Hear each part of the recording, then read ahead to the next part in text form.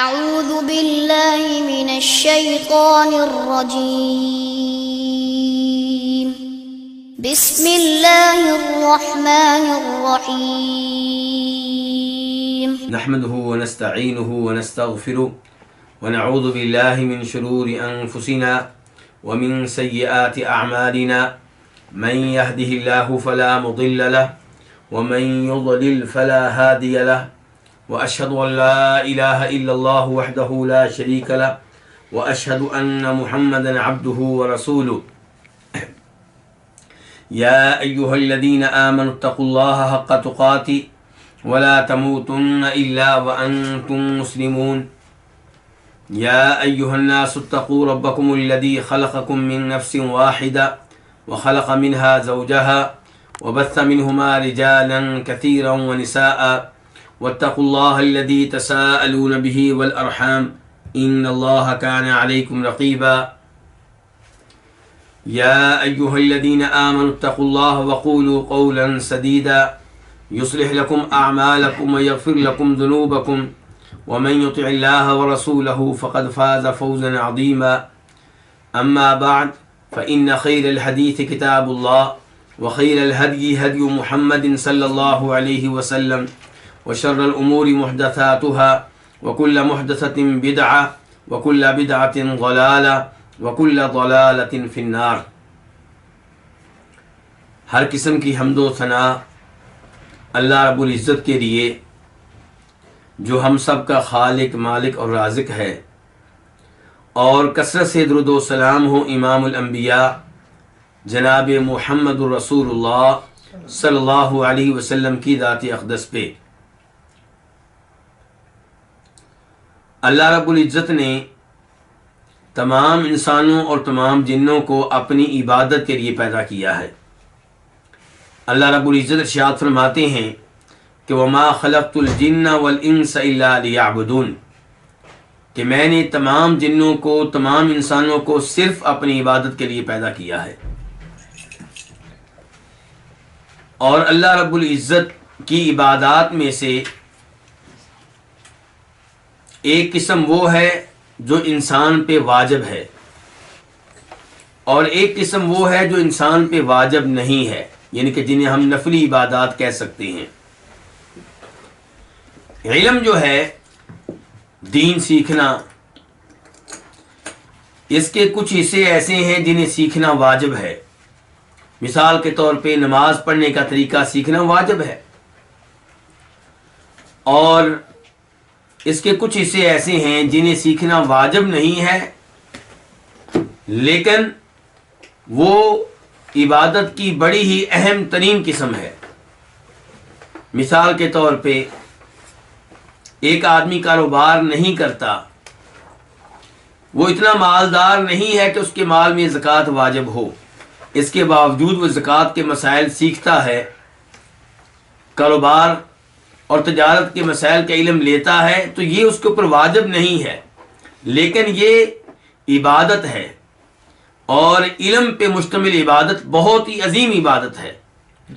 فرماتے ہیں نبی کریم صلی اللہ علیہ وسلم من یرید اللہ بہ خیرا یفقہہ فی الدین، اللہ رب العزت جس کے ساتھ خیر کا ارادہ کریں، جس پہ اللہ تعالیٰ اپنا فضل و کرم کرنا چاہیں، اسے اللہ تعالیٰ دین کا علم دیتے ہیں، اسے اللہ تعالیٰ دین میں بصیرت دیتے ہیں۔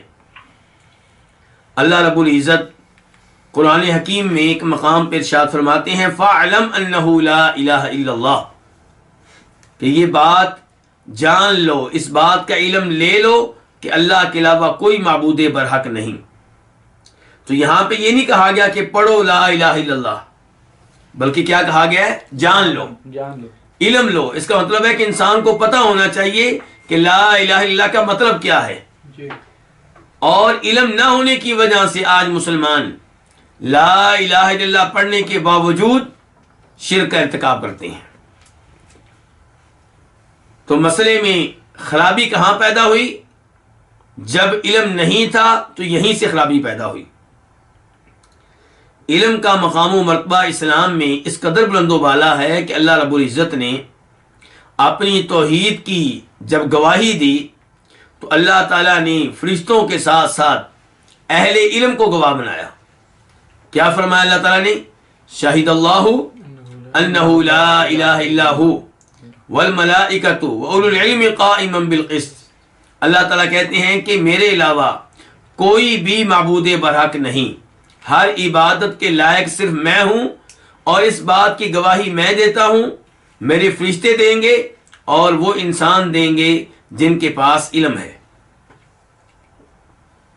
تو علم کا مقام و مرتبہ بہت ہی بلند و بالا ہے.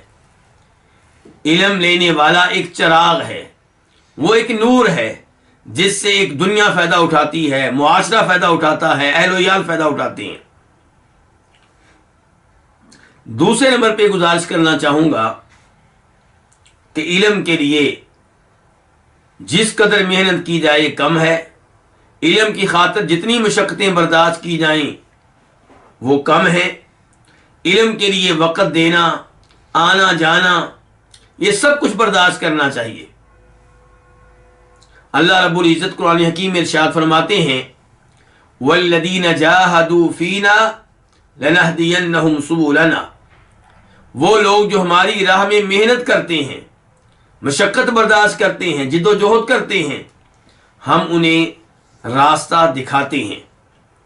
تو اللہ رب العزت انہی کو راستہ دکھاتے ہیں جو محنت کریں، جو علم کے لیے وقت نکالیں، جو علم کے لیے مال خرچ کریں، جو علم کی خاطر گھر سے نکلیں، جو علم کی خاطر ایک مخصوص وقت اپنے دوستوں سے علیحدگی اختیار کر لیں کہ یہ وقت علم لینے کا وقت ہے. جناب ابو ہریرہ رضی اللہ تعالیٰ کو دیکھ لیں آپ، وہ نبی علیہ الصلوۃ والسلام کے ساتھ کتنا عرصہ رہے ہیں؟ 3 سال سے لے کے 4 سال کا عرصہ بنتا ہے، لیکن تمام صحابہ اکرام سے آگے نکل گئے. اللہ کے فضل و کرم کے بعد جو سبب تھا وہ کیا تھا؟ ان کی محنت، قربانیاں دینا. جناب ابو ہریرہ پہ جب اعتراضات ہوئے کہ یہ بعد میں مسلمان ہوئے اور احادیث بیان کرنے میں سب سے آگے، ان کی کیسے ممکن ہے؟ تو انہوں نے کہا تھا کہ میرے مہاجر بھائی کاروبار میں مصروف رہتے، تجارت میں مشغول رہتے، اور میرے انصاری بھائی اپنے باغات میں، اپنی زمینوں میں، زراعت میں، کاشتکاری میں مصروف رہتے، اور میں مسکین آدمی تھا.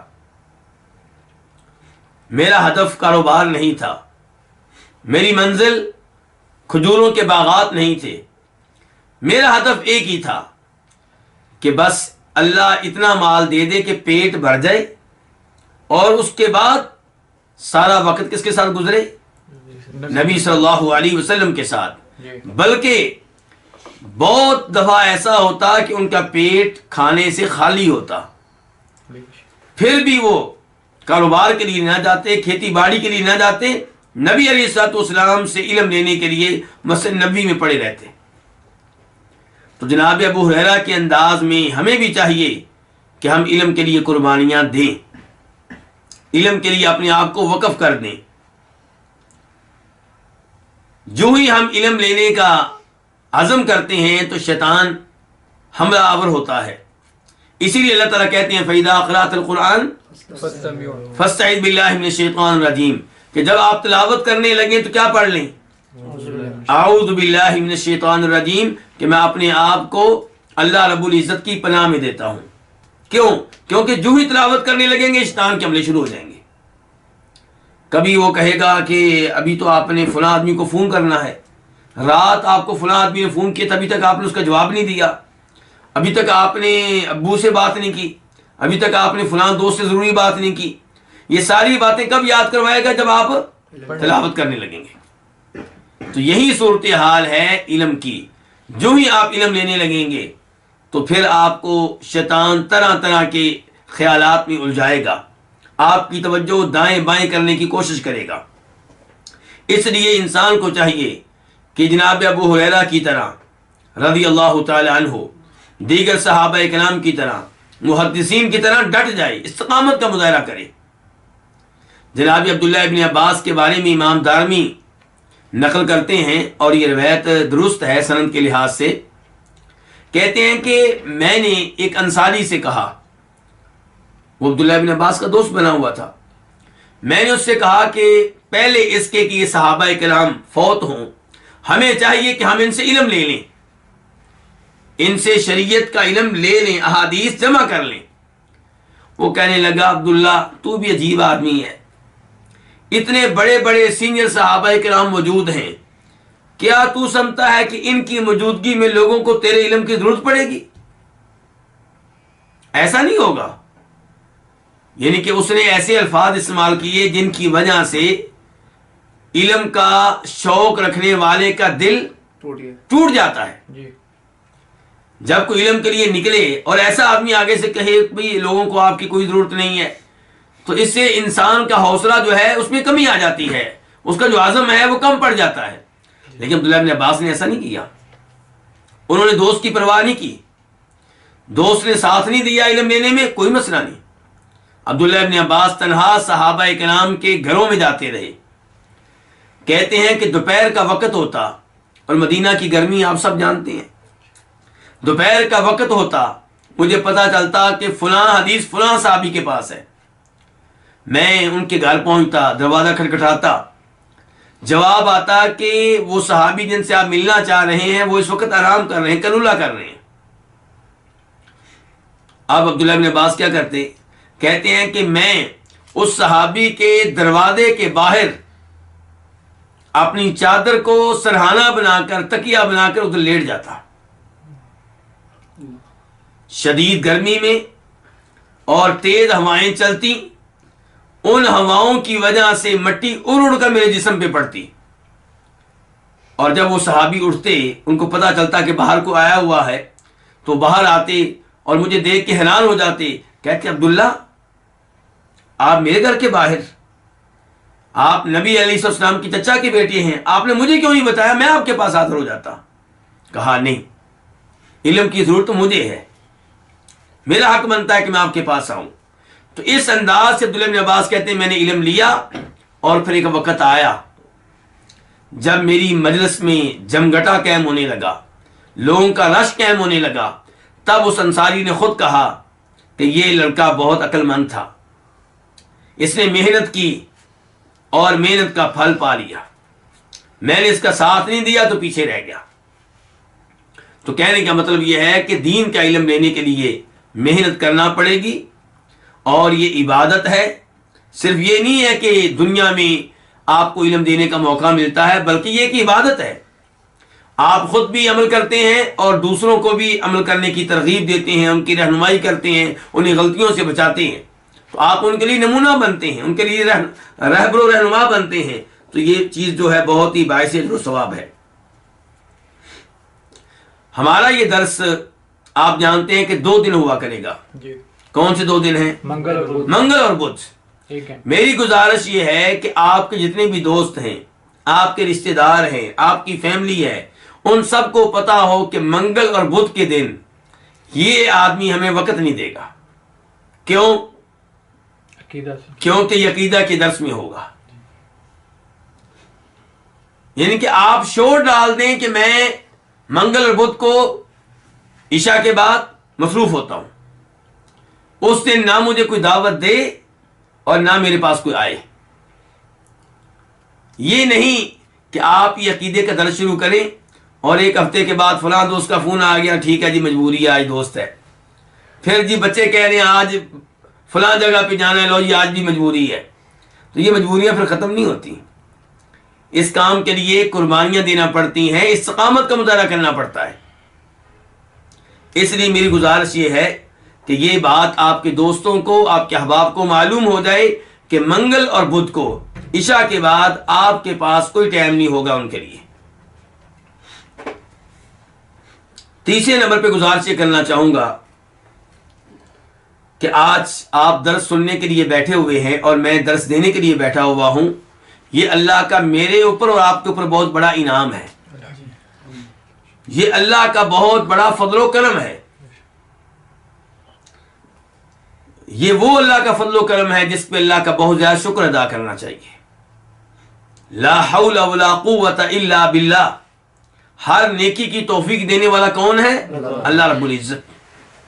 تو یہ آپ کا کمال نہیں ہے کہ آپ عقیدے کا سبق اور درس سننے کے لیے بیٹھے ہیں یا میں بیٹھا ہوں، یہ اللہ رب العزت کا میرے اوپر اور آپ کے اوپر انعام ہے۔ کتنے ہی لوگ ہیں جو سعادت سے محروم ہیں، وہ اس وقت کیا کر رہے ہیں آپ مجھ سے بہتر جانتے ہیں۔ ان میں سے کچھ وہ ہوں گے جو اس وقت کوئی نہ کوئی فلم دیکھ رہے ہوں گے، کچھ ڈرامے دیکھ رہے ہوں گے، کچھ میچ دیکھ رہے ہوں گے، کچھ جوا کھیل رہے ہوں گے۔ تو لوگ طرح طرح کی شیطانی حرکتوں میں مصروف ہوں گے، اور آپ کو اللہ نے چن لیا ہے عقیدہ سیکھنے کے لیے۔ یہ اللہ کا بہت بڑا انعام ہے میرے اوپر اور آپ کے اوپر، تو اس کے اوپر اللہ کا شکر ادا کرنا چاہیے۔ اللہ رب العزت ارشاد فرماتے ہیں الحمدللہ الذی ہدانا لہذا وما كنا لنہتدی لولا ان ہدانا اللہ۔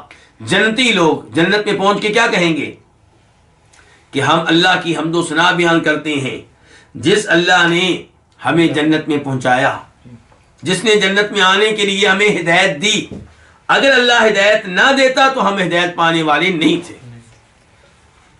تو یہ اللہ کا انعام ہے، اس کے اوپر اللہ کا شکر ادا کریں گے تو لئن شکرتم لازیدنکم، اللہ مزید توفیق دے گا، اور اگر ناشکری کریں گے تو پھر اللہ رب العزت کا عذاب بڑا سخت ہے۔ چوتھے نمبر پہ گزارش یہ ہے اخلاص۔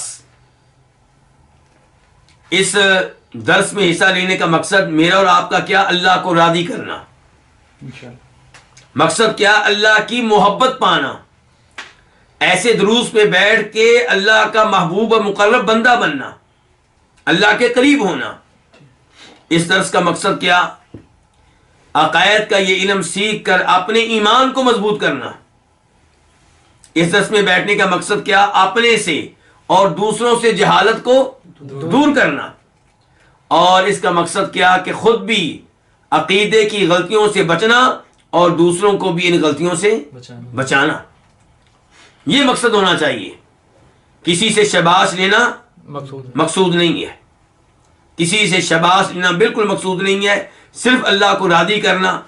یعنی کہ 1 گھنٹہ جو آپ دیں گے، 1 گھنٹہ 10 منٹ جو آپ دیں گے، انشاءاللہ ایک منٹ پہ، ایک سیکنڈ پہ اللہ رب العزت کی طرف سے اجر و ثواب ملے گا۔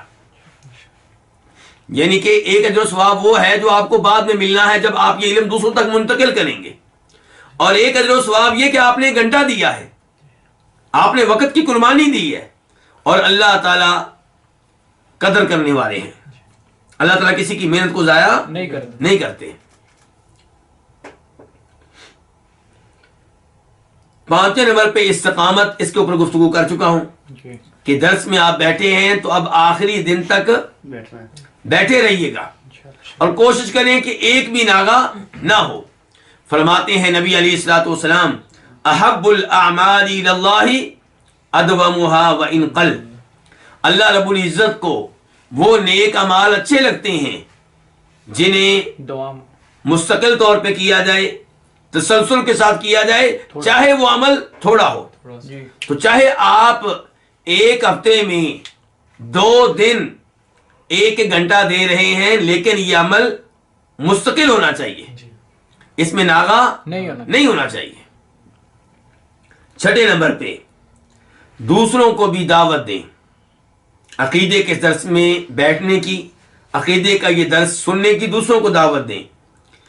فرماتے ہیں نبی علیہ الصلوۃ والسلام من دل علی خیر کفاعلہ، جو کسی کی رہنمائی کرے خیر کے معاملے میں، کسی کو ترغیب دے کسی خیر کی، تو جتنا ثواب اس خیر پہ عمل کرنے والے کو ملے گا، اتنا ہی ثواب اس کو ملے گا جس نے رہنمائی کی، جس نے ترغیب دی۔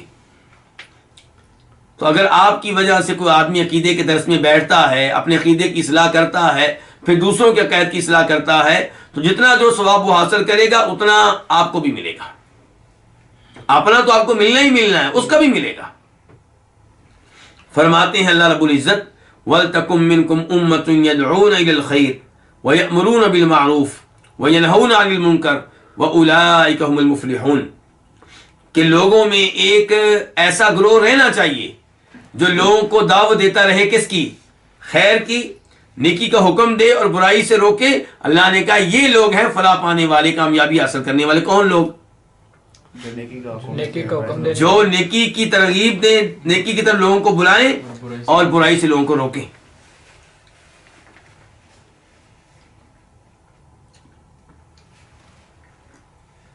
یہاں پہ یہ گزارش کرنا چاہوں گا کہ اپنے گھر کی عورتوں کو خصوصی طور پہ اس درس میں شریک کریں. ایک تو یہ کہ عورتوں کے عقائد میں مسئلہ مردوں سے بڑھ کر ہوتا ہے. وہ دوسری عورتوں سے کئی ایسی غلط باتیں سیکھ لیتی ہیں جو اسلامی عقیدے کے خلاف ہوتی ہیں. تو عورتوں کے عقائد کی اصلاح مردوں کے عقائد کی اصلاح سے بڑھ کر اہمیت رکھتی ہے. تو اس لیے عورتوں کو ترغیب دیں, جی, اور جو عورت یعنی کہ اس درس میں اس وقت شریک نہ ہو سکے وہ اگلے دن ریکارڈنگ سن لے.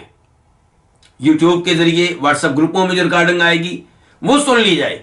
عورتوں کو یہ آپ قائل کریں کہ جب آپ برتن دھو رہی ہوتی ہیں تو آپ کیا کریں, ساتھ ساتھ سنیں, عقیدے کا درس سنیں, حدیث کا درس سنیں, تفسیر کا درس سنیں. گھر کے کام بھی ہوتے رہیں اور علم بھی حاصل ہوتا رہے. آپ کو معلوم ہوگا جناب عمر فاروق نے کیا کیا ہوا تھا علم لینے کے لیے. جی, باری لگائی. کیا کیا ہوا تھا؟ انہوں نے ایک انصاری کے ساتھ معاہدہ کیا ہوا تھا. کیا کہ آپ میرے پڑوسی ہیں اور میں آپ کا پڑوسی ہوں, تو ہم خیر کے کام میں ایک دوسرے سے تعاون کرتے ہیں. ایک دن میں محنت مزدوری کیا کروں گا, کاروبار کیا کروں گا, اور آپ نے وہ سارا دن گزارنا ہے کس کے ساتھ؟ نبی صلی اللہ علیہ وسلم کے ساتھ. رات کو آپ نے مجھے بتانا ہے کہ آج قرآن کا یہ حصہ نازل ہوا اور آج آپ نے یہ احادیث بیان کی, یہ مسائل بیان کیے. اگلے دن میں جایا کروں گا اور پورا دن گزاروں گا نبی علیہ الصلوۃ والسلام کے ساتھ, اور آپ کاروبار کرنا, اور میں رات کو سب احادیث اور آیتیں آپ کو بتا دوں گا. اس کا مطلب ہے کہ دونوں کتنے دن کام کرتے تھے؟ 15 دن. ایک مہینے میں 15 دن کام کرتے, اور 15 دن کس کے لیے تھے؟ علم کے لیے. تو میں آپ سے یہ تقاضا نہیں کرتا کہ آپ 15 دن محنت مزدوری کریں, جاب کریں, اور 15 دن چھٹی لیں. آپ دن کے ٹائم جاب کریں, رات کو بھی جو کرنا ہے کریں, صرف ہفتے میں 2 دن, اور وہ بھی ایک گھنٹہ. تو اس میں استقامت کا مظاہرہ کیا جائے. تو کہنے کا مطلب یہ ہے کہ گھر کی عورتوں کو بھی ترغیب دی جائے. 7ویں نمبر پہ جب ہم عقیدے کی کتاب پڑھنے لگے ہیں تو اس میں مکمل طور پہ سنجیدگی کا مظاہرہ کیا جائے. وہ کیسے کہ کتاب PDF کی شکل میں آپ کے پاس پہنچ چکی ہے, آپ اس کا پرنٹ نکلوائیں. پرنٹ نکلوانے کے بعد اس کی اچھی سی جلد کروائیں, بائنڈنگ کروائیں, اور پھر اس کے اوپر لکھا کریں. جب درس ہو رہا ہے آپ کے ہاتھ میں قلم ہو, کتاب آپ نے کھول رکھی ہو, اور آپ جو اہم چیزیں سمجھتے ہیں انہیں لکھیں. اس لیے جو آپ کے پاس PDF بھیجا گیا ہے وہ 2 طرح کا ہے. ایک وہ جس میں صرف عربی متن ہے, اور ایک وہ جس میں اردو ترجمہ ہے, بلکہ 3 کی گئے, اور تیسرا وہ جس میں 400 صفحات ہیں. اس میں کیا ہے جو تیسرا ہے, یعنی کہ اوپر 2-3 لائنیں عربی عبارت کی, نیچے اس کا ترجمہ 1-2 لائنوں میں, اور باقی پورا صفحہ خالی ہے. وہ کیوں خالی ہے؟ تاکہ آپ اس کے اوپر نوٹس لکھ سکیں. بلکہ کئی دفعہ پورا صفحہ خالی رکھا گیا ہے. تو اس لیے میری آپ سے گزارش ہے کہ آپ اس کتاب کا پرنٹ نکلوائیں اور اس کو اپنے پاس رکھیں. جب درس ہو رہا ہو تو آپ لکھیں. لکھنے کا فائدہ کیا ہوگا؟ لکھنے کا فائدہ کیا ہوگا؟ نمبر 1, لکھنے کا فائدہ یہ ہوگا کہ آپ کی توجہ مکمل طور پہ درس میں رہے گی. نمبر 2, لکھنے پہ, سننے کے ساتھ ساتھ لکھنے پہ آپ کو اجر و ثواب ملے گا. یعنی کہ آپ کانوں کے ساتھ سن رہے ہیں توجہ سے, اس کا اجر و ثواب, اور ہاتھوں کو بھی آپ نے لگا لیا ہے ایک نیکی کے کام میں, تو اس کا اجر و ثواب. بلکہ یہ لکھا ہوا ایک حرف, لکھا ہوا ایک کلمہ روز قیامت آپ کی نیکیوں کے پلڑے میں شامل ہوگا انشاءاللہ۔ اور تیسرا فائدہ لکھنے کا یہ ہوگا کہ بعد میں آپ اس کا کیا کر سکیں گے؟ مطالعہ کر سکیں گے اور ان باتوں کو بار بار پڑھ سکیں گے۔ اس کے بعد عقیدہ سیکھنے کی اہمیت کیا ہے؟ آپ جانتے ہیں کہ انسان کی اخروی نجات کا دار و مدار عقیدے کی درستگی پہ ہے۔ عقیدہ ٹھیک ہے تو امید ہے کہ روز قیامت کامیاب ہوں گے، لیکن جو عقیدے کے امتحان میں فیل ہو گیا وہ باقی امتحانات میں پاس بھی ہو جائے تو فائدہ نہیں ہوگا۔ آپ جانتے ہیں کہ نبی علیہ الصلوۃ والسلام کے چچا ابو طالب، انہوں نے نبی کریم صلی اللہ علیہ وسلم سے بڑی محبت کی ہے۔ آج لوگ کہتے ہیں کہ ہم اللہ کے رسول سے محبت کرتے ہیں، ابو طالب سے بڑھ کر کس نے محبت کی ہوگی نبی علیہ الصلوۃ والسلام سے؟ ابو طالب نے آپ کا ساتھ دیا، آپ کا دفاع کیا اور آپ کو حوصلہ دیتے رہے، سب کچھ کیا آپ کے لیے۔ بلکہ جب آپ کا بائیکاٹ کیا گیا، کتنے سال تک بائیکاٹ جاری رہا تھا؟ 3 سال۔ مکہ والوں نے اعلان کر دیا تھا کہ محمد اور محمد کا ساتھ دینے والے صلی اللہ علیہ وسلم، ان کا قبیلہ، ان سب کا بائیکاٹ، ان کے ساتھ کوئی کاروبار نہیں ہوگا، نہ کوئی چیز بیچیں گے، نہ خریدیں گے، نہ کوئی حصہ دیں گے، نہ لیں گے۔ حتیٰ کہ ان کو مکہ شہر سے باہر پہاڑوں کے درمیان ایک گھاٹی میں رہنے پہ مجبور کیا گیا، قحط سالی میں مبتلا ہوئے، نوبت یہاں تک پہنچی کہ چمڑا کھانا پڑا، پتے کھانے پڑے، اور اس ساری قربانی میں ابو طالب بھی شریک تھا۔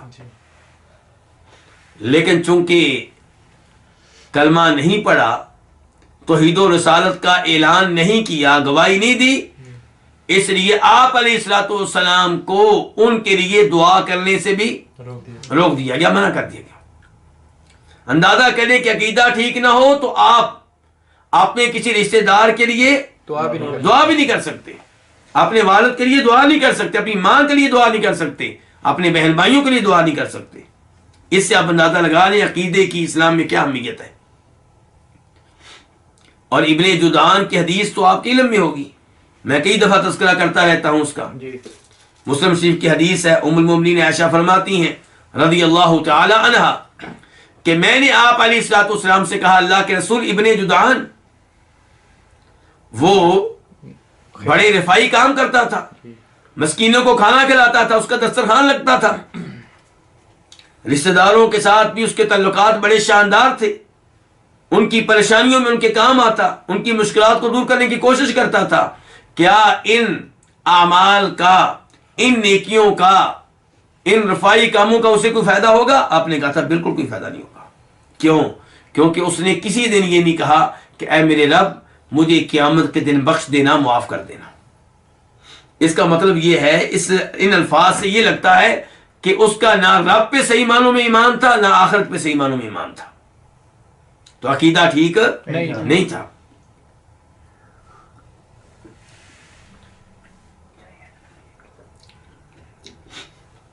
اس لیے عقیدہ سیکھنا نہایت ضروری ہے تاکہ خود بھی عقیدے کی غلطیوں سے بچ سکیں اور دوسروں کو بھی ان غلطیوں سے بچا سکیں اور یوں اجر و ثواب کما سکیں۔ عقیدہ کے موضوع پہ بہت سی کتب لکھی گئی ہیں، بہت کام ہوا ہے۔ جو شروع میں کام ہوا ہے وہ کس انداز سے ہوا ہے کہ احادیث کی کتب میں کچھ ابواب اور کچھ کتب عقیدے کے مسائل بیان کرنے کے لیے ہوا کرتی تھی۔ آپ صحیح بخاری کو لے لیں، پہلے شروع میں ہے کتاب الایمان۔ کتاب الایمان امام بخاری نے قائم کر کے اس کے نیچے بہت سے ابواب قائم کر کے بہت سی احادیث لا کر امام بخاری نے ایمان کے بارے میں ہونے والی گمراہیوں کو واضح کرنے کی کوشش کی ہے، ان گمراہیوں کو دور کرنے کی کوشش کی ہے۔ اور امام بخاری نے جو آخری کتاب لکھی ہے وہ کیا ہے؟ یعنی کہ میں یہاں یہ بتا دوں، یہاں کتاب سے مراد کیا ہے کہ صحیح بخاری کے اندر بھی کتابیں ہیں. امام بخاری نے اپنی کتاب کو کس میں تقسیم کیا؟ کتب میں. کتنی کتابیں ہیں صحیح بخاری میں؟ 97. تو آخری کتاب کیا؟ کتاب التوحید. اور کتاب التوحید قائم کر کے امام بخاری نے گمراہ فرقوں کی جو گمراہیاں تھیں انہیں رد کرنے کی کوشش کی ہے. ایسی احادیث ذکر کی ہیں جن سے پتہ چلتا ہے کہ ان کے عقائد میں خرابی ہے اور ان کے عقائد سے دور رہنا چاہیے. امام مسلم بھی اپنی صحیح میں کتاب قائم کرتے ہیں. کون سی؟ کتاب الایمان. کتاب الایمان شروع. تو کتاب الایمان کی احادیث جو ہے ان کے ذریعے امام مسلم نے ہمارے عقائد کی اصلاح کی کوشش کی ہے. ایسی دیگر ائمہ حدیث. اور پھر عقیدہ کے موضوع پہ مستقل کتب لکھنے کا بھی نظام قائم ہوا. امام احمد بن حنبل رحمہ اللہ کی کتاب ہے السنہ. امام احمد کا فوت ہوئے ہیں 241 ہجری میں. تو انہوں نے مستقل کتاب لکھی ہے سنہ، اور ان کی عقائد کے موضوع پہ اس کے علاوہ بھی کتب ہیں، لیکن میں فی الحال ایک کا تذکرہ کر رہا ہوں. نمبر 2 کتاب ہے شرح السنہ. یہ امام مزنی کی ہے. یہ فوت ہوئے ہیں 264 ہجری میں. تیسرے نمبر پہ السنہ امام ابن ابی عاصم الضحاک بن مخلد النبیل، ان کی کتاب ہے، اور یہ فوت ہوئے ہیں 287 ہجری میں. اور شیخ البانی رحمہ اللہ نے اس کتاب کی تحقیق بھی کی ہے. چوتھے نمبر پہ السنہ، یہ ایک اور کتاب ہے امام احمد بن حنبل کے بیٹے عبداللہ کی، اور یہ فوت ہوئے ہیں 290 ہجری میں. پھر 5ویں نمبر پہ کتاب ہے الشریعہ، محمد بن حسین الاجری کی، اور یہ فوت ہوئے ہیں 360 ہجری میں. چھٹے نمبر پہ الابانہ عن اصول الدیانہ، یہ کس کی ہے؟ ابن بطہ العقبری کی، اور یہ فوت ہوئے ہیں 387 ہجری میں. اور ان کا تذکرہ آگے چل کر آئے گا. یہ جو الابانہ والے ہیں ابن بطہ، ان کا تذکرہ آگے چل کر آئے گا، کیونکہ یہ ہماری جو کتاب جو ہم پڑھنے لگے ہیں شرح السنہ، اس کے جو رائٹر ہیں اس رائٹر کے یہ شاگرد ہیں. کون؟ ابن بطہ. 7 نمبر پہ اصول اعتقاد اہل سنہ، یہ امام ہبت اللہ اللالکائی، یہ فوت ہوئے ہیں 418 ہجری میں. اور ان کے بعد بھی بہت سی کتب لکھی گئی ہیں. تو کہنے کا مطلب یہ ہے کہ علماء کرام نے عقیدے کے مسائل کو بہت زیادہ اہمیت دی ہے. السنہ کے نام سے عقیدے کی بہت ساری کتب ہیں.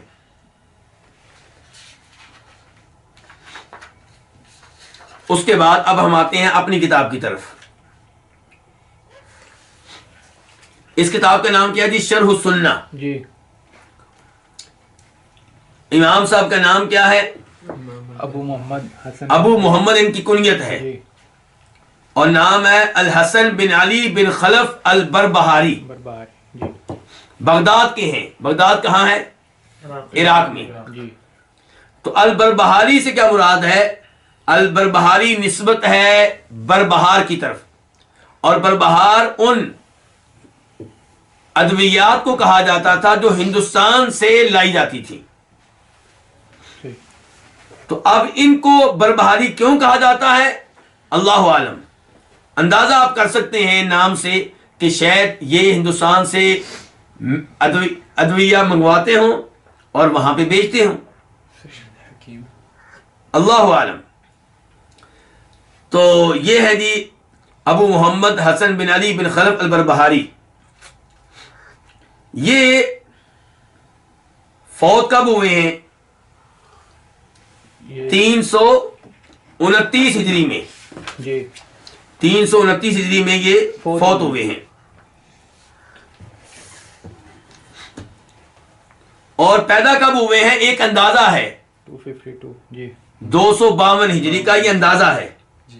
یعنی کہ پکی بات نہیں ہے، لیکن علماء کرام نے جو ان کی عمر لکھی ہے اس سے اندازہ لگایا گیا ہے کہ جب یہ فوت ہوئے ہیں 329 ہجری میں تو پیدا ہوئے ہوں گے پھر 252 ہجری میں. اور امام بخاری کب فوت ہوئے ہیں؟ 256 ہجری میں. یعنی کہ امام بخاری کے فوت ہونے سے 4 سال پہلے یہ پیدا ہو چکے تھے.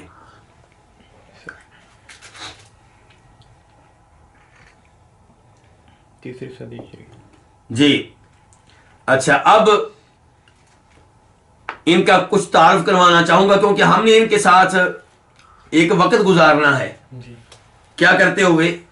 ان کی کتاب پڑھتے ہوئے. جی. تو ان کا تھوڑا سا تعارف، اور یہ کتاب دیکھ لیں جس سے میں تعارف پیش کر رہا ہوں. آپ نے ڈرنا نہیں ہے کہ اتنی معلومات کیوں دی جا رہی ہیں. جی. آپ توجہ سے معلومات لیں، انشاءاللہ آہستہ آہستہ علم بڑھے گا. چند باتیں آپ بھول جائیں گے، چند آپ کو یاد رہیں گی، بار بار سننے سے سب یاد ہو جائیں گی انشاءاللہ. تو کتاب کا نام کیا ہے؟ سیر اعلام النبلاء. یہ امام ذہبی، امام ابن تیمیہ کے شاگرد ہیں، یہ ان کی کتاب ہے. اس کتاب میں انہوں نے کیا کیا جی؟ جو بڑے بڑے عظیم محدث، فقیہ اور شخصیات گزری ہیں ان کے بارے میں لکھا ہے. تو اس کتاب میں ہمارے امام صاحب کا تعارف کرواتے ہوئے کیا کہتے ہیں امام ذہبی؟ کہتے ہیں شیخ الحنابلہ، کہ جو علماء کرام حنبلی مسلک سے تعلق رکھتے تھے ان کے زمانے میں، یہ ان سب کے بڑے تھے. القدوہ الامام، اتنے بڑے امام تھے کہ لوگ ان کی اقتداء کرتے تھے، لوگ ان کو اپنا آئیڈیل سمجھتے تھے. الفقی، بہت بڑے فقی تھے. کان قوالا بالحق داعیۃ الی الاثر لا یخاف فی اللہ لومۃ لائم. حق بات کہنے میں بے باک تھے، نڈر تھے، جی. اور سنت کی طرف، احادیث کی طرف لوگوں کو دعوت دیتے تھے، اور اللہ تعالیٰ کے معاملے میں کسی کے تانے کا کوئی ان کو ڈر نہیں ہوتا تھا. کوئی کیا کہتا ہے اس سے انہیں کوئی غرض نہیں تھی. حق بات بیان کرتے، درست عقیدہ بیان کرتے. لوگ کیا کہہ رہے ہیں، کیا تبصرہ کر رہے ہیں، مذاق اڑا رہے ہیں، کیا رد عمل ہے، اس کی کوئی پرواہ نہیں کرتے تھے. تو ایسی باتوں سے ہمیں عبرت حاصل کرنی چاہیے. جی. امام ذہبی ان کا تعارف کرواتے ہوئے ان کے چند جملے لکھتے ہیں. کہتے ہیں کہ وہ امام بربہاری کہا کرتے تھے احذر صغار المحدثات من الامور، جو چھوٹی چھوٹی بدعتیں ہیں ان سے بچو. کون سی بدعتیں؟ چھوٹی چھوٹی. چھوٹی چھوٹی بدعتیں. ہمارے لوگ کیا کہتے ہیں، مثال کے طور پہ آپ اس کو لے لیں، یہ تیجا، یہ ساتواں، یہ 40واں، یہ برسی. جی. اب جو تیجا ہے، یہ ساتواں ہے، اس میں کیا کرتے ہیں لوگ؟ قرآن پڑھتے ہیں. جی. اب ہمارے کئی لوگ، ہمارے جو اپنے آپ کو ان کے کیا کہتے ہیں کہ ہم اہل السنہ ہیں، جی. اہل الحدیث ہیں، ہم سلفی ہیں، ہم درست عقیدے والے ہیں، ان میں سے بھی کئی لوگ ایسے ہیں جو کہتے ہیں کوئی عرض نہیں، قرآن ہی پڑھنا نہیں، کیا ہوا، قرآن پڑھیں گے، کھانا کھائیں گے، دعا کریں گے، اور کون سا، اسے شراب ہی نہیں وہاں پہ کوئی. تو یہ اس بدعت کو کیا سمجھ رہا ہے؟ معمولی سمجھ رہا ہے. تو وہ کہہ رہے ہیں احذر صغار المحدثات من الامور، چھوٹی چھوٹی بدعتوں سے بچو. فإن صغار البدع تعود کبارا، کیونکہ چھوٹی چھوٹی بدعتیں بڑی بدعتوں کی شکل اختیار کر لیتی ہیں. عید میلاد النبی صلی اللہ علیہ وسلم کا جب آغاز ہوا ہوگا پہلی بار، تو کیا اس طرح منائی گئی ہوگی جیسے آج منائی جا رہی ہے؟ لیکن آج عید میلاد النبی نے وہ شکل اختیار کر لی ہے کہ عید الفطر اور عید الاضحیٰ، جو دو عیدیں سنت سے ثابت ہیں، وہ پیچھے رہ گئی ہیں. اتنا اہتمام عید الفطر عید الاضحیٰ کا نہیں ہے جتنا کس کا ہے؟ عید میلاد النبی کا. جی. اس کے بعد کہتے ہیں فالکلام فی الرب عز وجل محدث وبدعۃ وضلالہ. اللہ رب العزت کے بارے میں گفتگو کرنا یہ ایک نئی چیز ہے، یہ بدعت ہے، یہ گمراہی ہے. کیا مطلب؟ اللہ کے بارے میں گفتگو نہیں کرنی چاہیے. وہ کہہ رہے ہیں، آگے وضاحت کر رہے ہیں کہ فلا نتکلم فیہ الا بما وصف به نفسہ ولا نقول فی صفاتی لما ولا کیف والقرآن کلام اللہ. کہ اللہ تعالیٰ کے بارے میں ہمارے پاس کوئی علم ہی نہیں ہے، ہم نے اللہ کو دیکھا ہی نہیں ہے، تو اس لیے اللہ کے بارے میں اپنی طرف سے گفتگو کرنا کیا ہے؟ بدعت ہے، گمراہی ہے. اللہ کے بارے میں صرف وہ گفتگو کریں جو قرآن کی روشنی میں ہو، جو صحیح حدیث کی روشنی میں ہو. اور پھر اللہ کی صفات جب آئیں، مثال کے طور پہ قرآن میں آئے کہ اللہ تعالیٰ کلام کرتے ہیں، اللہ سنتے ہیں، یہ نہ کہا جائے کیوں، کیسے، کس طرح سنتے ہیں، ایسی باتیں نہیں کرنی۔ والقرآن کلام اللہ، قرآن اللہ کا کلام ہے، مخلوق نہیں ہے بلکہ اللہ کا کلام ہے۔ اور قرآن اللہ کی نازل کردہ کتاب ہے، قرآن نور ہے، لیس مخلوقا، یہ مخلوق نہیں ہے۔ والمراء فیہ کفر، قرآن کے بارے میں بحث و مباحثہ کرنا، ناجائز بحث و مباحثہ کرنا کیا ہے؟ یہ انسان کو کفر تک پہنچا دیتا ہے۔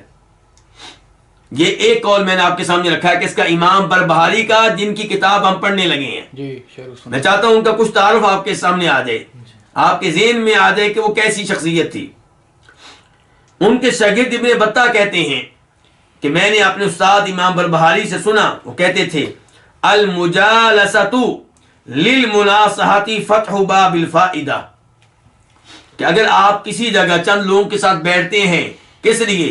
نصیحت لینے کے لیے، نصیحت دینے کے لیے، خیر خواہی کرنے کے لیے، تو اس سے فوائد کا دروازہ کھلتا ہے، آپ کو بھی فائدہ ہوگا، دوسرے کو بھی فائدہ ہوگا۔ والمجالسۃ للمناظرۃ غلق باب الفائدہ، اور اگر آپ بیٹھتے ہیں مناظرہ کرنے کے لیے تو اس سے فوائد کا دروازہ بند ہو جاتا ہے۔ مناظرہ آپ دیکھتے ہیں آج کل مناظروں میں کیا ہوتا ہے، جن کا مین مقصد کیا ہوتا ہے؟ دوسرے کو شکست دینا۔ نیچا دکھانا، یہ مقصد نہیں ہوتا کہ میں حق لوں اور اس کو دوں۔ اور مناظروں میں آپ دیکھتے ہیں کہ مناظر صاحب، یعنی کہ کئی دفعہ صاحب جھوٹ بول رہے ہوتے ہیں، ان کو خود پتا ہوتا ہے میں جھوٹ بول رہا ہوں۔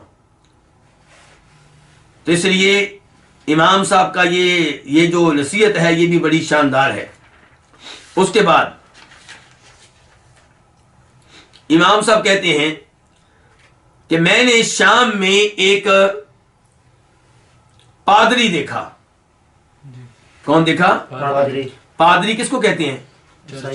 عیسائیوں کے عالم دین کہہ لیں آپ۔ تو اس کو دیکھا، وہ ایک چرچ میں تھا اور اس کے ارد گرد بہت سارے پادری بیٹھے ہوئے تھے، اور یہ سب جو ہے چرچ کو ہاتھ لگاتے تھے عقیدت کے ساتھ۔ تو میں نے ان میں سے ایک نوجوان سے کہا کہ یہ جو تمہارا بڑا پادری ہے، اس کو یہ سب کچھ کیسے ملا ہے؟ تم لوگوں میں جو مقام اس کو ملا ہے، یہ کیسے ملا ہے اس کو؟ تو وہ آگے سے کہتا ہے سبحان اللہ، متى رأيت اللہ يعطي شيئا على شيء، وہ کیا کہتا ہے کیسے اللہ تعالیٰ، کہ آپ نے کب دیکھا ہے کہ اللہ تعالیٰ کسی کو جب کوئی چیز دیتے ہیں تو وہ کوئی چیز دے تو اس کی قیمت کے طور پہ دیتے ہیں؟ یعنی کہ یہ نظام آپ نے کہاں سے سن لیا ہے کہ اللہ تعالیٰ کسی کو جو چیز دیتے ہیں وہ کسی چیز کی بنیاد پہ دیتے ہیں؟ یہ بات کس نے بیان کی ہے؟ نوجوان نے نہیں، لیکن ہمارے سامنے واقعہ کس نے رکھا ہے؟ امام بربہاری نے۔ اور یہ کس کتاب سے میں آپ کو سنا رہا ہوں؟ سیر اعلام النبلاء، امام ذہبی کی۔ اب امام ذہبی کہتے ہیں قلت ھذا یحتاج الی ایضاح،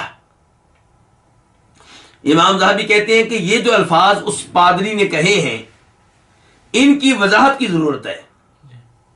کیسے؟ کہتے ہیں فقد یعطی اللہ عبدہ بلا شیء وقد یعطیہ علی شیء، کہ کبھی اللہ تعالیٰ بندے کو انعامات سے نوازتے ہیں، نعمتوں سے نوازتے ہیں کسی چیز کی وجہ سے، اور کبھی بغیر کسی چیز کے۔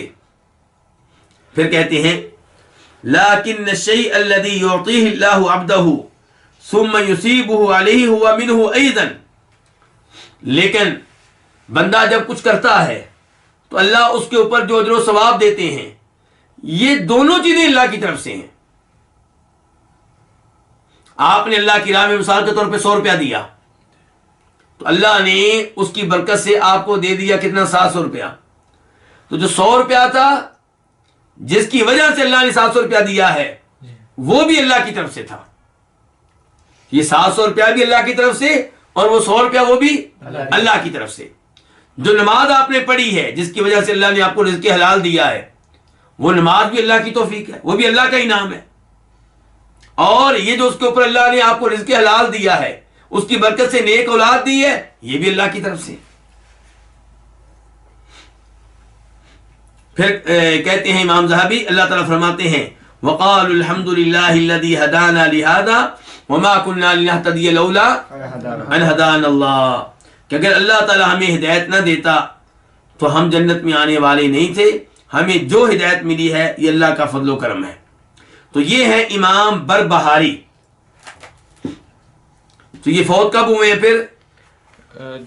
329 ہجری میں۔ اچھا، اب ان کے مشائخ کون سے ہیں، ان کے استاد کون سے ہیں؟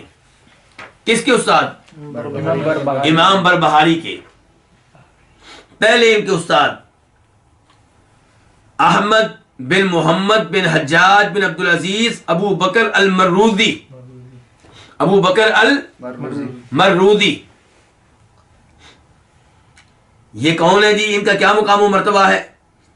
یہ امام احمد کے خاص شاگرد ہیں۔ کس کے خاص شاگرد ہیں؟ اس کا مطلب یہ ہوا کہ امام بربہاری یہ امام احمد بن حنبل کے شاگرد کے شاگرد ہیں۔ شاگرد کے کیا ہے؟ ہاں، ڈائریکٹ ان کے شاگرد نہیں ہیں۔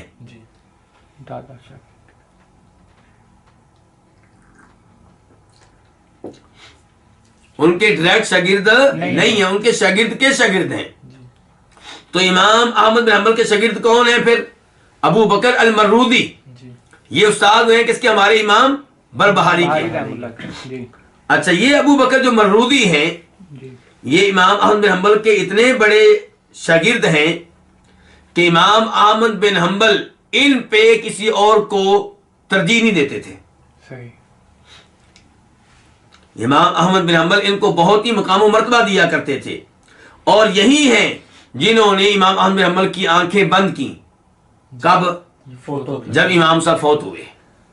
اور یہی ہے جنہوں نے امام صاحب کو غسل دیا، اور انہوں نے امام صاحب سے کئی سوالات کیے ہیں اور ان کے جوابات ہیں، پھر وہ روایت کی ہیں کہ میں نے امام احمد سے یہ سوال کیا تو انہوں نے یہ جواب دیا، میں نے یہ سوال کیا انہوں نے یہ جواب دیا۔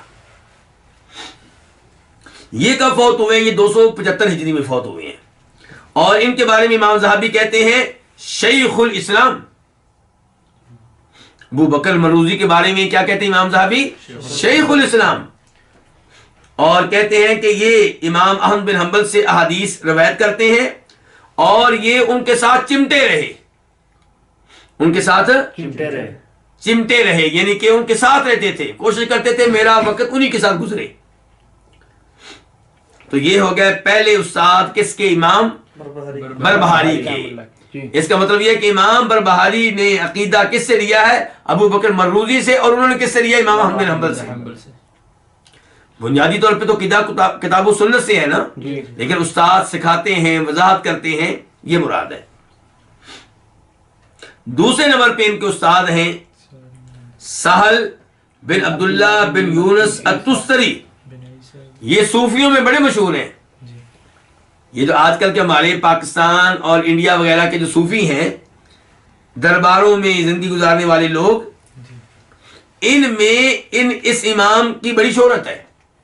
کون سے امام؟ امام سہل بن عبداللہ بن یونس التستری۔ یہ فوت ہوئے 283 ہجری میں۔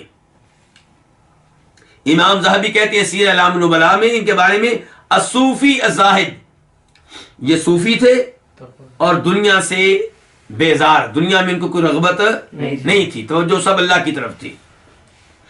پھر کہتے ہیں لہو کلمات النافعہ، ان کے اقوال بڑے شاندار قسم کے ہیں، بڑے مفید ہیں، جنہیں ہم کہتے ہیں نا، کیا کہتے ہیں؟ اقوال، تو ان کے اقوال بڑے شاندار ہیں۔ تو ان کے پھر یہ اقوال امام ذہبی نے نقل کیے ہیں اپنی کتاب سیر میں۔ میں نے ان میں سے 2 آپ کے لیے سلیکٹ کیے ہیں، 2 آپ کے سامنے رکھنا چاہتا ہوں۔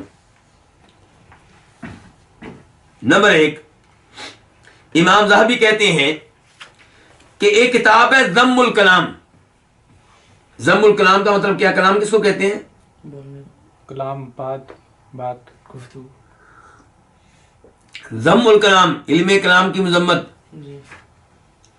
یہ کون سا علم ہے؟ منطق وغیرہ کا جو علم ہے، اسے کیا کہتے ہیں؟ علم کلام۔ اور اس علم کلام پہ بڑا فخر ہے کئی ایسے لوگوں کو جن کے عقائد درست نہیں ہیں، مسلمانوں میں کئی ایسے لوگ ہیں جو درست عقیدے پہ نہیں آ سکے. علم کلام پہ ان کو بڑا فخر ہے کہ ہم علم کلام کے ماسٹر ہیں، جبکہ علم کلام ہی ان کی گمراہی کا سبب بنا. جی. تو امام ایک گزرے ہیں ابو اسماعیل الحربی، عبداللہ بن محمد انصاری، اور ان کو ابن تیمیہ بھی شیخ الاسلام کہتے تھے. امام ابن تیمیہ ان کو کیا کہتے تھے؟ شیخ الاسلام. کن کو؟ یہ جو ضم الکلام کے مؤلف ہیں، الحربی، ابو اسماعیل الحربی. تو ان کی کتاب ہے ضم الکلام، اس میں انہوں نے لکھا ہے سہل کے بارے میں. سہل کون سے؟ جو ہمارے جو امام بربہاری ہیں ان کے استاد. ان کے بارے میں لکھا ہے کہ سئل سہل، سہل سے پوچھا گیا، سوال کیا گیا. سوال کرنے والے نے سوال کیا کیا؟ الی متی یکتب الرجل الحدیث، کہ انسان کب تک حدیثیں لکھتا رہے. دوسرے لفظوں میں کب تک انسان حدیث کا علم لیتا رہے، کب تک انسان حدیث کا علم لیتا رہے. قال حتی یموت، کہا فوت ہونے تک. کب تک لیتا رہے؟ یہ ہے پرانے صوفی. پرانے صوفی شرک کی دعوت نہیں دیتے، بدعات کی دعوت نہیں دیتے، وہ تو حدیث کی دعوت دے رہے ہیں اور کہہ رہے ہیں آخری وقت تک آپ حدیث کا علم لیتے رہیں. بلکہ کہتے ہیں وَيُصَبَّ باقی حبرہ فی قبرہ. اللہ اکبر. کہتے ہیں کہ آخری وقت تک آپ علم حدیث لکھتے رہیں، احادیث لکھتے رہیں، اور جب آپ فوت ہو جائیں تو آپ کے وارثوں کو چاہیے آپ کی وہ سیاہی جس کے ساتھ آپ لکھتے تھے اور بچ گئی ہے، وہ بھی آپ کے ساتھ قبر میں دفن کر دیں. ان کے علم کا رشتہ برقرار رہنا چاہیے آخری وقت تک. لیکن علم کون سا کہہ رہے ہیں وہ؟ کہانیاں نہیں، قصے نہیں، احادیث کا علم. دوسرے نمبر پہ دیکھیں وہ کیا کہتے ہیں؟ لا معین الا اللہ ولا دلیل الا رسول اللہ ولا زاد الا التقوی. آج درباروں سے منسلک لوگوں کو بھی شرک میں مبتلا کر رہے ہیں، خود بھی شرک کر رہے ہیں. کوئی یا علی مدد کے نعرے لگا رہا ہے، کوئی یا رسول اللہ مدد کے نعرے لگا رہا ہے، اور یہ کیا کہہ رہے ہیں؟ کہتے ہیں لا معین الا اللہ، مدد کرنے والا، غوث اعظم، مشکل کشا، حاجت روا ایک اللہ. کہتے ہیں لا معین الا اللہ. اور پھر کہتے ہیں کہ رہبر و رہنما بھی ایک. کہتے ہیں رہبر و رہنما بھی ایک. کون؟ اللہ کے رسول صلی اللہ علیہ وسلم. بڑی اہم بات ہے، نوٹ کیجیے آپ کہ توحید کی باری آئی ہے تو کہہ رہے اللہ کے علاوہ کوئی مددگار نہیں ہے، اور یہ بھی کہہ رہے ہیں کہ رہبر و رہنما بھی ایک ہی ہے. اس کا مطلب یہ ہے کہ نبی علیہ الصلوۃ والسلام امام اعظم ہیں، قائد اعظم ہیں. امام مالک، امام شافعی، امام احمد اور دیگر ائمہ، ان کا فتویٰ جب نبی علیہ السلام کی حدیث سے ٹکرائے گا تو بات اللہ کے رسول کی دی جائے گی. پھر کہتے ہیں ولا زاد الا التقوی، جنت میں جانے کے لیے، جہنم کی آگ سے بچنے کے لیے زاد راہ تقوی. یہ نہیں ہے کہ میں جناب بزرگوں کی قبروں پہ چادریں چڑھاتا رہا ہوں تو وہ میرے کام آ جائے گی چادریں چڑھانا، یا دیگیں دیتا رہا ہوں یا بکرے ذبح کرتا رہا. نہیں، زاد راہ صرف کیا ہے؟ تقوی ہے. اب ان کے شاگرد کون کون سے ہیں؟ کیوں جی؟ ان کے شاگرد نمبر ایک، بات پہلے ہو چکی، ابن بطہ. پہلے شاگرد کون ہے؟ ابن بطہ. اور ابن بطہ وہ ہے جن کی اپنی عقیدے کی کتاب ہے بڑی شاندار، الابانۃ الکبریٰ. تو یہ بہت بڑے امام ہیں جو ہمارے اس امام کے شاگرد ہیں. اس کے بعد ہمارا آج کا آخری موضوع وہ کیا ہے؟ کتاب کا نام کیا جی ہماری کتاب کا؟ شرح السنہ. شرح کا مطلب کیا ہے؟ کہ سنت کی وضاحت. شرح کا مطلب کیا ہے؟ وضاحت. السنہ کا معنی کیا ہے؟ اب مسئلہ یہ ہے کیوں یہ سننا کس کو کہتے ہیں؟ سنت سننا کس کو کہتے ہیں؟ طریقہ. لفظی معنی تو واقعی طریقہ ہی ہے اس کا، لیکن مراد کیا لیتے ہیں اس سے؟ نبی صلی اللہ علیہ وسلم. لفظ سنت کا استعمال علماء کرام بار بار کرتے ہیں، اور اس کے مختلف معانی مراد لیتے ہیں. پہلا معنی، ہر وہ چیز جو کتاب و سنت میں آئی ہے، جو کچھ بھی کتاب و سنت میں آیا ہے وہ کیا ہے؟ سنت. وہ سنت ہے. نبی علیہ السلام کی وہ سنت ہے، یعنی کہ آپ کی وہ شریعت ہے، آپ کا وہ طریقہ ہے. جو بھی قرآن میں آیا یا حدیث میں آیا تو پورے کا پورا دین اسلام، پوری کی پوری شریعت کیا ہے؟ نبی علیہ السلام کا طریقہ ہے، آپ کی سنت ہے. تو سنت کا پہلا معنی کیا ہوا؟ پھر پورا دین، پوری شریعت، پورا اسلام.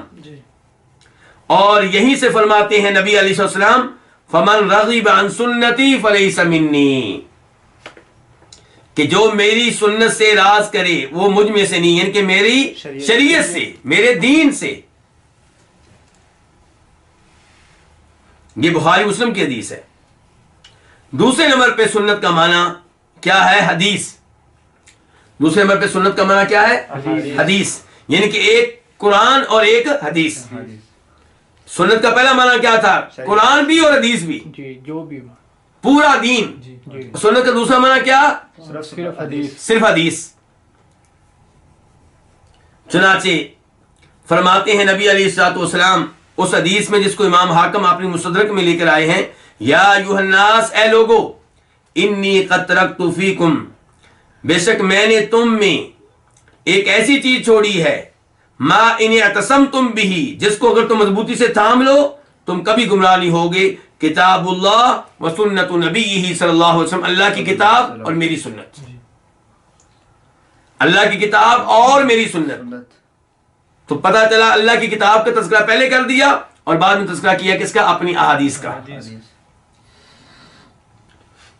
اور یہیں سے علماء کرام کہتے ہیں جناب یہ جو مسئلہ ہے نا، اس مسئلے پہ دلیل آپ کو قرآن سے بھی مل جائے گی اور سنت سے بھی مل جائے گی. کیا مراد؟ حدیث سے بھی مل جائے گی. تیسرا معنی کس کا؟ سنت کا. سنت کا تیسرا معنی وہ چیز جو بدعت کے الٹ ہو. کس کے الٹ ہو؟ بدعت کے الٹ ہو. بدعت کس کو کہتے ہیں؟ دین میں جو نیا کام ہو. تو اس کے الٹ کیا ہے؟ سنت. اور اسی معنی میں حدیث ہے، حدیث ارباد بن ساریہ، جس کو ابو داؤد رحمہ اللہ اپنی سنن میں لے کر آئے ہیں.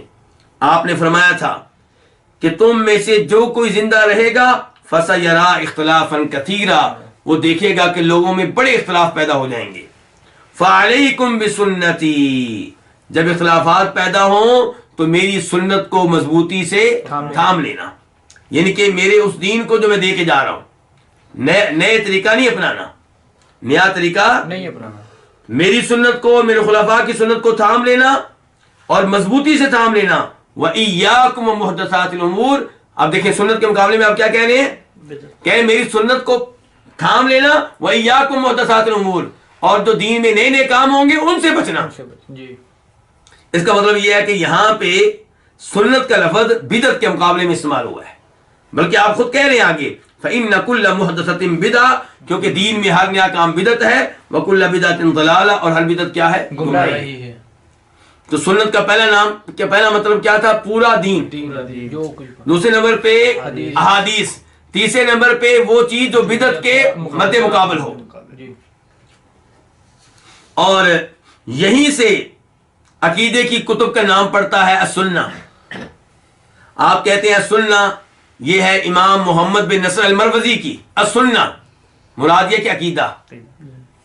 اور ایسے ہی السنہ امام ابن ابی عاصم، مراد کیا؟ عقائد. اور ایسے ہی السنہ امام لالکائی. چوتھے نمبر پہ سنہ کا چوتھا معنی اور یہ آخری معنی ہے کہ سنہ کا لفظ جو ہے کس معنی میں ہے؟ مندوب کے معنی میں. کس معنی میں؟ مندوب، مستحب، یعنی کہ وہ چیز جو واجب نہیں ہے بلکہ کیا ہے؟ افضل ہے، مستحب ہے. اور سنت کا یہ معنی عام طور پہ کون مراد لیتے ہیں؟ فقہا. اس کی مثال کیا جی؟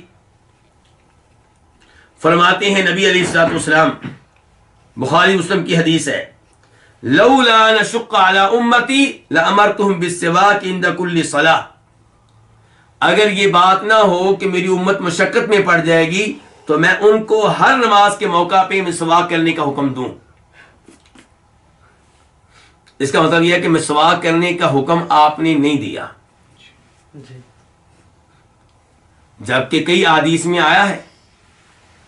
تو اس کا مطلب یہ ہے کہ یہ حکم جو آپ نے دیا ہے، جو ترغیب آپ نے دی ہے، وہ وجوب کے طور پہ نہیں ہے، فرض کے طور پہ نہیں ہے، استحباب کے طور پہ، سنت کے طور پہ، افضل کے طور پہ کہ ان کے مسواک کرو، بڑی اچھی بات ہے. لیکن مسواک ان کی سنت ہے، مسواک ان کے مستحب ہے، افضل ہے، لیکن واجب نہیں ہے. تو اس کا مطلب یہ ہے کہ چوتھے نمبر پہ سنت کا جو استعمال ہے وہ واجب کے مقابلے میں ہے. کس کے مقابلے میں ہے؟ واجب کے مقابلے میں اور جائز کے مقابلے میں. یعنی کہ وہ کام جو جائز نہیں بلکہ افضل ہے، وہ کام جو واجب نہیں بلکہ افضل ہے.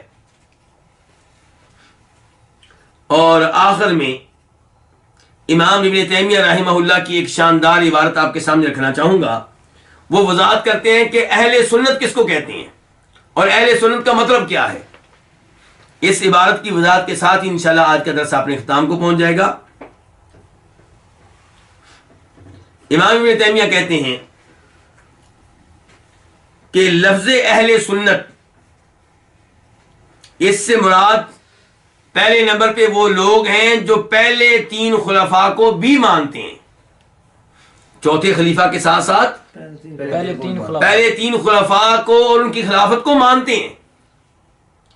اس کا مطلب یہ ہے کہ اہل سنت پھر وہ ہوئے جو رافضی نہیں ہیں، جو رافضی نہیں ہیں.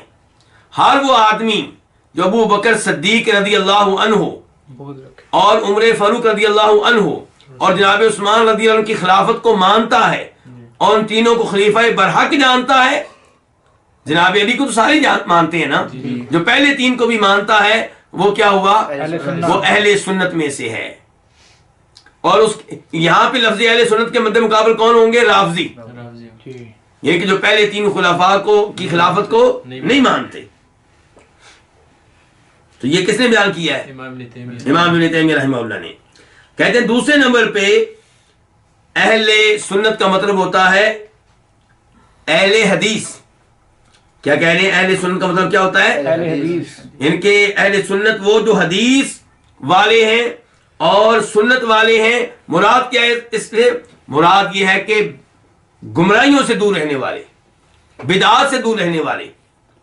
تو اس لفظ کا استعمال کن پہ ہوتا ہے؟ کہتے ہیں اس کا استعمال صرف ان لوگوں کے اوپر ہوگا جو اللہ کی صفات کو مانتے ہیں، جو قرآن کو اللہ کا کلام مانتے ہیں، جو یہ مانتے ہیں کہ آخرت میں جنتی لوگ اللہ تعالیٰ کو دیکھ سکیں گے، جو تقدیر کو مانتے ہیں، اور اس قسم کے جو مشہور و معروف مسائل ہیں جو ان کو مانتے ہیں، وہ کون ہے؟ اہل سنت. اس لحاظ سے سعودیہ میں رہنے والے لوگ کون ہیں؟ اہل سنت ہیں. لیکن پاک و ہند میں عجیب معاملہ ہے. یہاں پہ لفظ اہل سنت پہ قبضہ کر لیا ہے کن لوگوں نے؟ جو اہل بدعت ہیں، جو بدعت کا ارتکاب کرنے والے ہیں اور احادیث کی سنت کی مخالفت کرنے والے ہیں. اب دیکھیں نا، نماز میں رفع الیدین کرنا یہ سنت ہے کس کی؟ نبی علیہ السلام کی. لیکن پاک و ہند میں اہل سنت ان کو کہتے ہیں جو اس سنت کی مخالفت کریں. تو یہ قبضہ کر لیا گیا ہے، یہ بات صحیح ہے، لیکن قبضہ کر لینے سے حقیقت تبدیل نہیں ہوگی. اور اہل حق ہمیشہ کم رہے ہیں.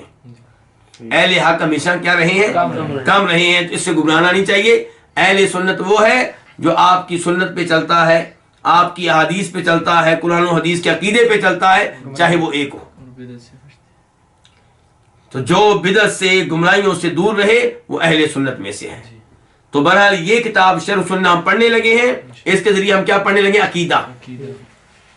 اس کتاب میں عقیدے کے مسائل کی وضاحت ہوگی. ان میں سے چند ایک وہ ہے جن کا بھی ابن تیمیہ رحمہ اللہ نے تذکرہ کیا ہے. مثال کے طور پہ اس کتاب میں آپ کو بتایا جائے گا کہ آخرت میں اللہ تعالیٰ کو مومن لوگ دیکھیں گے. اس میں بتایا جائے گا کہ تقدیر پہ ایمان لانا چاہیے. اس میں بتایا جائے گا کہ قرآن اللہ کا کلام ہے، مخلوق نہیں ہے. تو ایسے عقائد کی وضاحت ہوگی اور پھر چند دیگر ایسے مسائل کی بھی وضاحت ہوگی جن کا انکار کیا ہے ان لوگوں نے جو غلط عقائد پہ ہیں.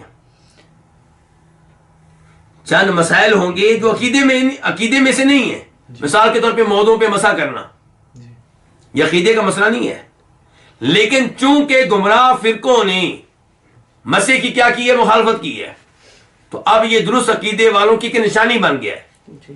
تو ایسے مسائل کا بھی تذکرہ اس کتاب میں ملے گا۔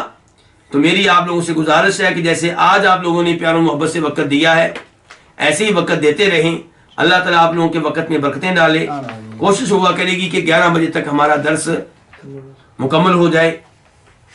اللہ رب العزت آپ لوگوں کی یہ محنتیں قبول فرمائے، مجھے اور آپ کو استقامت دے، مجھے اور آپ کو اتنی صحت دے کہ ہم یہ علم لیتے رہیں اور دیتے رہیں۔ مجھے اور آپ کو اللہ تعالیٰ اخلاص دے، اور اللہ تعالیٰ پوری زندگی ایسے ہی قائم و دائم رکھے جیسے کس نے کہا تھا؟ ہاں جی، کس نے کہا تھا؟ امام سہل بن سہل تستری نے کیا کہا تھا کہ علم حدیث لکھتے رہیں کب تک؟ موت تک۔ اور اللہ بھی کہتے ہیں وَاعْبُدْ رَبَّكَ حَتَّىٰ يَأْتِيَكَ الْيَقِينُ، اللہ کی عبادت کرتے رہیں کب تک؟ موت آنے تک۔ اور علم اللہ کی بہت بڑی عبادت ہے۔ اللہ ہم سب کو توفیق بخشے۔ وصلی اللہ تعالی علی نبینا محمد وعلی آلہ وصحبہ اجمعین۔ میری گزارش کہ آئندہ کل کے درس میں آپ کے پاس کتاب ہو، آپ پرنٹ نکلوائیں آج ہی اور جلد کے لیے دے دیں، اور کل کے درس میں وہ کتاب آپ کے پاس ہو، قلم آپ کے پاس ہو، توجہ سے انشاءاللہ ہم پڑھیں گے۔ اللہ تعالی ہمیں عقیدہ سیکھنے کی توفیق دے۔ وآخر دعوانا الحمدللہ رب العالمین۔